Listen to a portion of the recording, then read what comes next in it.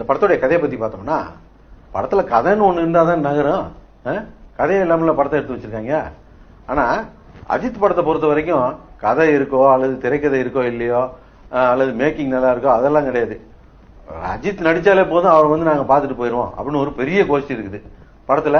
அவர் கோட்டையும் ஷூட்டிங் போட்டுட்டு கூலிங் கிளாஸையும் போட்டு நடந்துகிட்டே இருந்தா கூட உட்காந்து பாத்துக்கிட்டு இருப்பாங்க. அந்த காஸ்டியூமுக்காகவும் அந்த லுக்குக்காகவும் அந்த ஸ்டைலுக்காகவும் அந்த கோஷ்டி அப்செட் ஆகி போச்சு இந்த படத்துல. இது ஒரு படம்னு இதுக்கு என்ன ஒரு பில்டப் கொடுத்தாங்க. படமும் பார்த்தா 3 மணி நேரம் ஓடுது. 3 மணி நேரம் படத்துல ஒரு பாட்டோ ஒரு ஃபைட்டோ ஒரு காமெடியோ அல்லது ஏதோ ஒரு சென்டிமெண்ட் சீனோ ஒரு சீன் நல்லா இருந்தானா ஒரு முழு படமா எப்படி இருக்கும். ஒரு காட்டு மொக்க படத்தை எடுத்து வச்சிருக்காங்க. படம் படு மொக்கையா இருக்குதான்.